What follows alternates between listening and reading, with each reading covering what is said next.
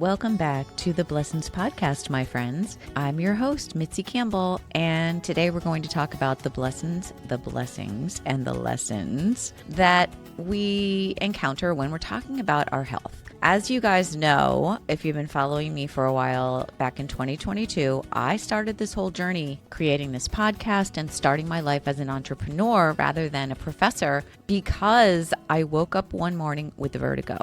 And it changed my entire life. I went through a very long period of time trying to discover what was wrong with me and trying to heal from it. I don't even like to use those words, what was wrong, because I don't feel like it's, quote, wrong to have an illness or a health issue. It is a message. It is your body and your spirit and your soul sending you a message about something you need to change in your life. I firmly believe that. And it just took me a while to figure out what I needed to change. But in the process, I discovered a lot of kind of disappointing things about healthcare. I knew insurance had been a problem for me for a while. As you are probably navigating that system too, you can see how difficult it is to find affordable healthcare insurance if you don't have it provided by an employer and yada, yada. It becomes a big issue to navigate. And I don't want to turn this into a complaining session at all. What I want to do is to tell you how advocating for yourself, trusting your intuition, and speaking up might be the most important wellness skill that you ever learn. Because for most of our lives, we were taught some version of the same belief. Don't question your doctor. They know what's best. Just follow advice from healthcare professionals, in air quotes, blindly, and trust. And I think that if we've learned nothing else over the past several years, since we all went through the COVID years, we need more information and we need to tap into our intuition and we need to listen to our guts and not be afraid to stand up for ourselves. And there is a lot of truth in respecting medical professionals. Absolutely. Doctors are experts. They train for many years. They save lives every day. And I now work with my team of doctors who I trust implicitly and I love them. I know they have my best interest at heart. But I'll tell you what, it took me a while to find the right team. And that's what you have to think of your healthcare professionals as. It's your team. And I have walked into doctors' offices where they did not like that I did some research. They did not want me to ask questions. And I knew those were not my doctors. And I found the right doctors. And so my father told me this story the other day. I want to share real quick. He has macular degeneration and he happens to be a veteran. So he gets very good treatment from the Veterans Administration. But he has to go to a specialist for these shots that he gets in his eyeballs. Yeah, right into his eyeballs. Thank God, it's saving his vision.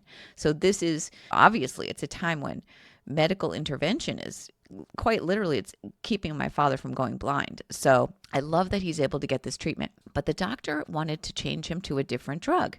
And he asked the doctor, why? What is it about the new drug that is better than the old one? And the doctor could not answer him. And in fact, he even reprimanded my father for asking the question. And my father felt stupid. He felt upset. It was really sad to watch him telling me the story because I could see in his eyes. This is a man who for his whole life has been very confident, very strong, just a great dad and always knows what to do. And here he was not knowing what to do and asking someone who he trusted, and really he's at the mercy of this guy. Really, the guy is doing something amazing, but at the same time, he is in charge of my father's vision, which is a lot. That's a lot to trust somebody with. So that story that he told me about the doctor treating him badly, being condescending, not answering his question, basically saying, don't question me. And my dad ultimately ended up having to do research on his own and found out that there is no additional benefit to this other medication. And then of course that makes us suspicious. Why does he want him to switch? Is he getting a kickback? I'll say it. And doctors do get paid for different prescriptions. They do. They make money based on certain things that they recommend and prescribe. And they also have a lot of rules they have to follow because of insurance. There is a lot that goes into your doctor's office visit, your treatment plan, that you don't even realize is going on behind the scenes. And so it's a lot to navigate these days. And I think that we need to educate ourselves. And I feel so passionately about this because I had such a rude awakening with my experience with vertigo. Here is the thing. Nobody lives in your body but you. And that means that you bring information to the table that no test, no scan, no textbook, no insurance company can fully capture. In today's rapidly shifting health environment, there is one thing that has become crystal clear to not just me, but to a lot of the people I talk to. And it is that self-advocacy is not rebellious. It's actually responsible, and it is necessary. Let's talk about why. Because the new reality is that expertise and uncertainty can coexist. Medicine is extraordinary, and people who train to be doctors have my high esteem and admiration. But it's also a human industry. These are human beings, and healthcare, like every field, contains uncertainty. I did a little research to prepare for this episode, and I found that there was a study done with Johns Hopkins that revealed that your doctor is dealing with a lot of things to navigate when they're trying to figure out what your diagnosis is going to be. Symptoms overlap. Presentations of different illnesses can vary. And the same illness looks different in different people.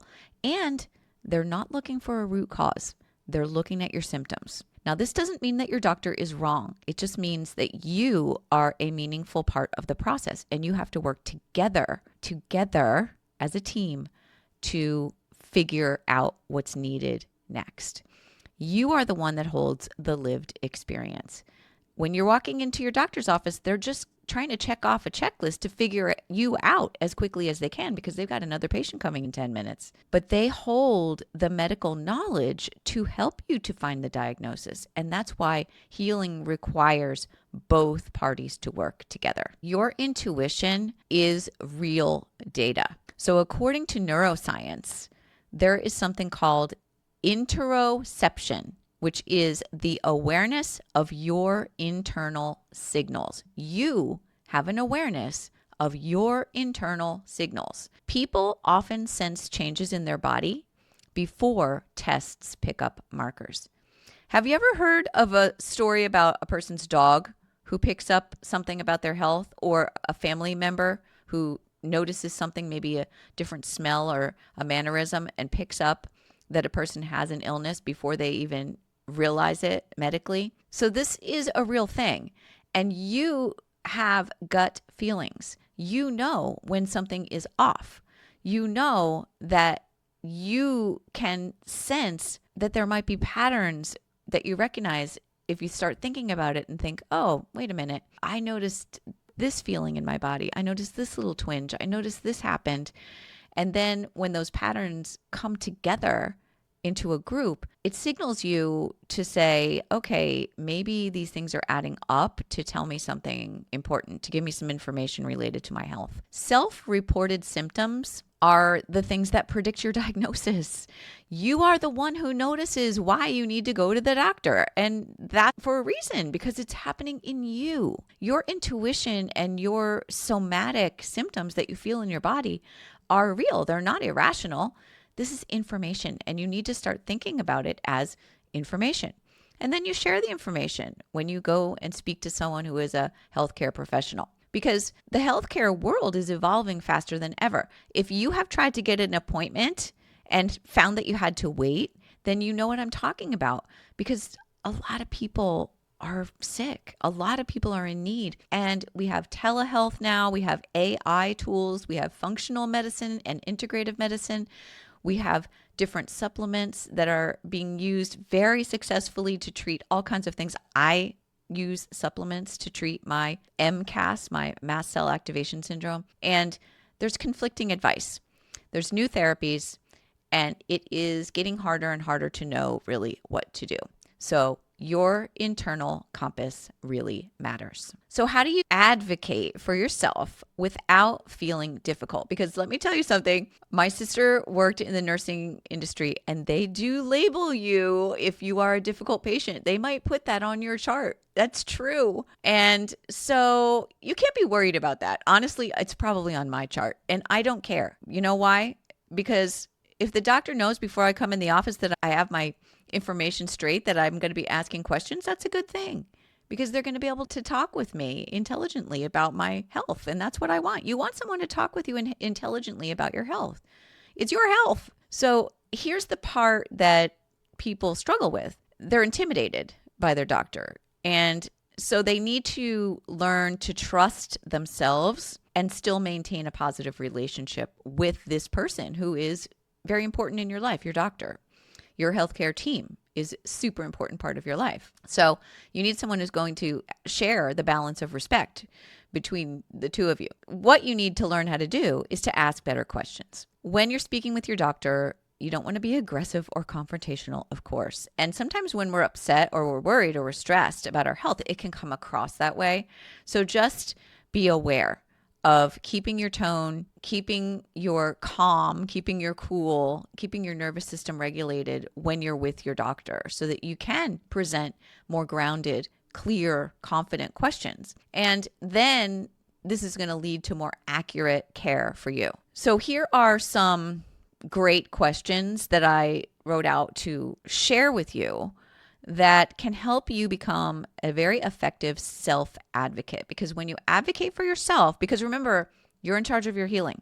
Even if the doctor gives you a pill or a treatment, it's you and your body that ingest that pill or that participate in that treatment to make it work. You make it work yourself. You are a self-healer. Okay, so if you're talking to your doctor, here are some different questions you might want to ask. You might want to ask them, what else do you think this could be? This question opens the door to different viewpoints and perspectives on a diagnosis.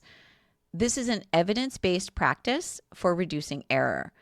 And this gets your doctor to think. It stimulates more thinking, and then they begin to brainstorm. And I talk with my doctors all the time about different things that it could be. And none of them are afraid of talking to me about it because when you demonstrate that you can understand and have this conversation, this is a relief for your doctor because your doctor is going to think, oh, this is great. They really understand. And now we can go through and they're in a rational state of mind. They're going to know that the doctor-patient relationship is at a high level. And that's really important. You can also ask your doctor if there are any alternative explanations that they want to rule out. This is where it signals to your doctor that you want to collaborate. You're cooperating. You're co-operating. That's what that means. You're operating together. And your doctor wants that. Your doctor wants you to participate in your healing, obviously, because otherwise you're not going to heal. Your doctor isn't a magician. So another question, this is a good one. Can you walk me through the reasoning behind this diagnosis? Or even more simple, you could say, why do you think this is the right diagnosis for me?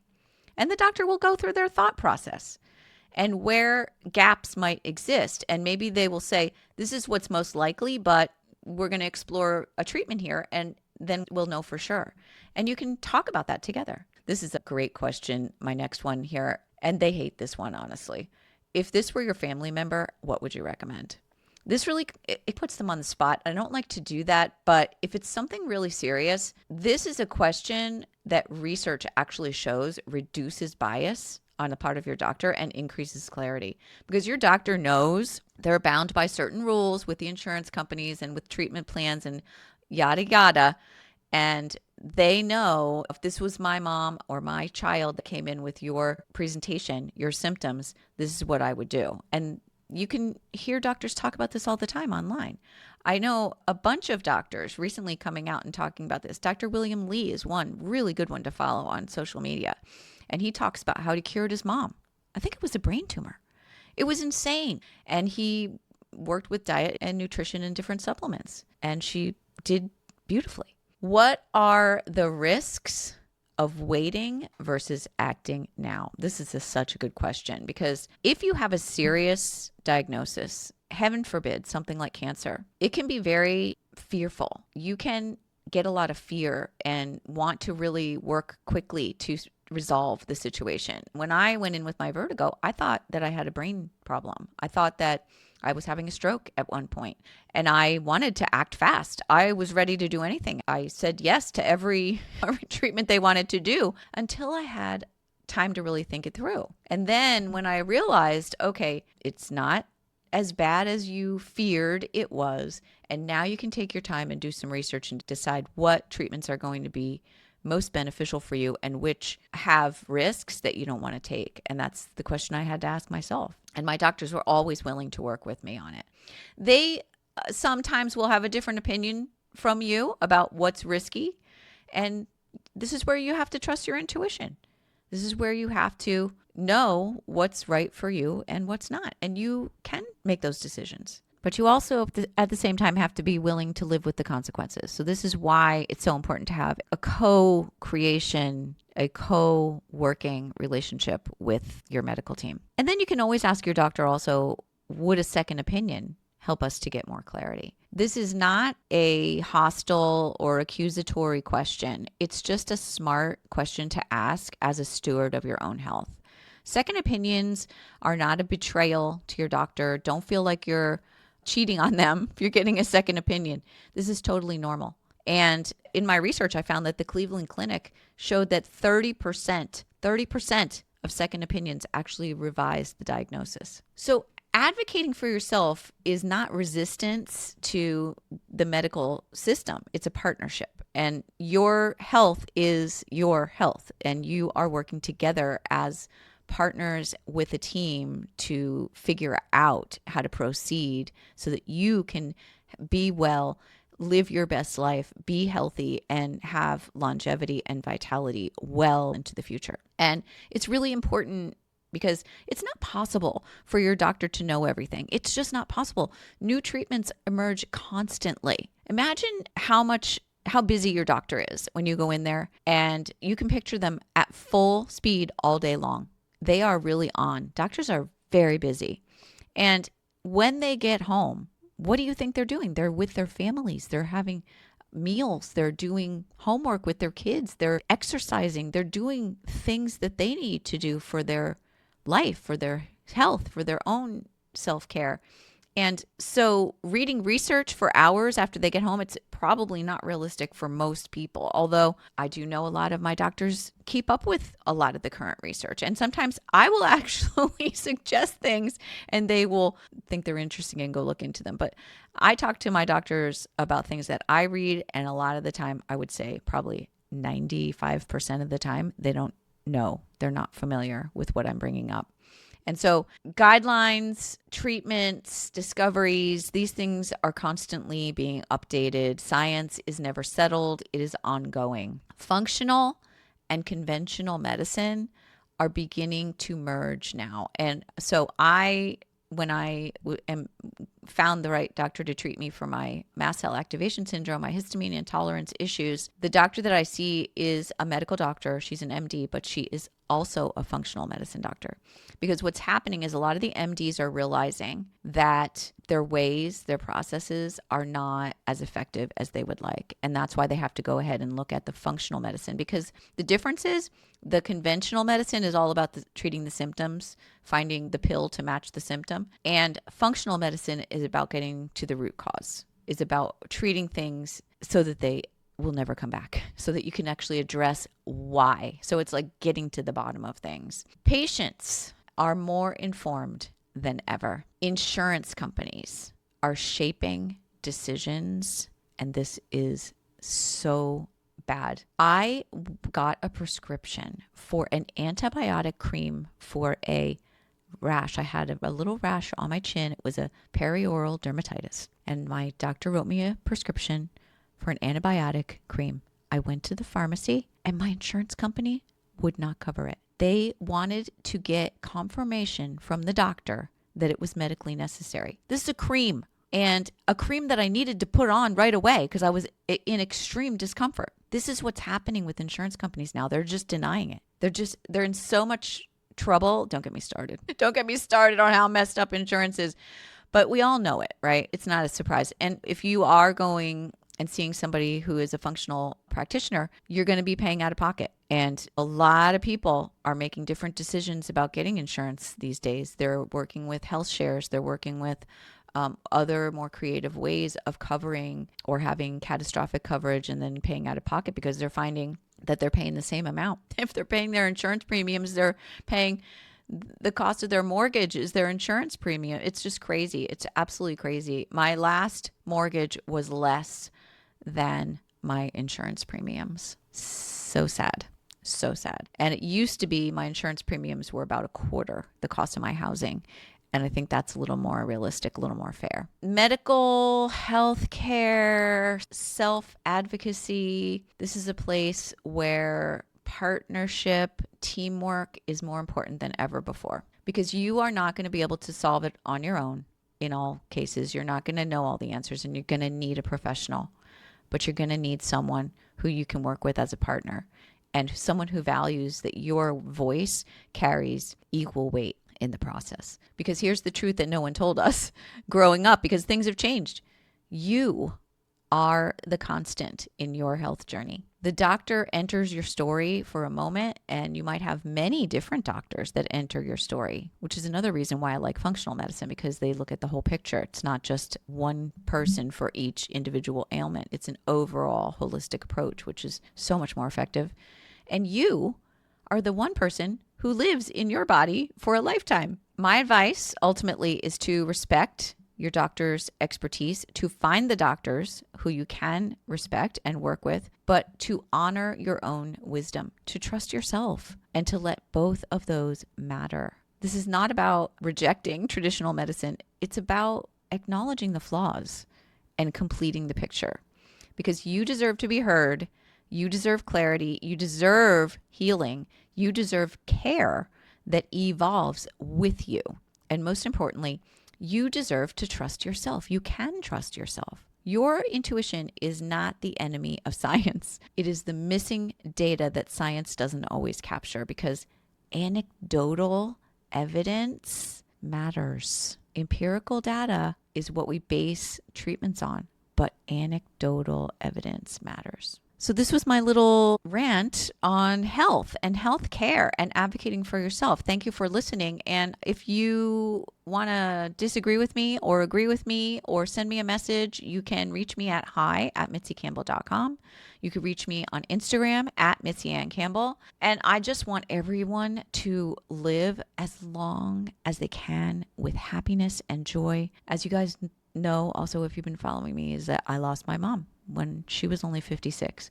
I'm 59. Thank God I have lived beyond where my mom left her physical body. And I'm so beyond grateful for that. And this is one of the reasons why health is so important to me. Wellness is so important to me. And I watch people and I just want everyone to be happy and thrive and live their very best lives, lives of abundance, lives of love. Anyway, thank you for listening. And I hope that you all have an amazing week. We're in the throes of the holidays here.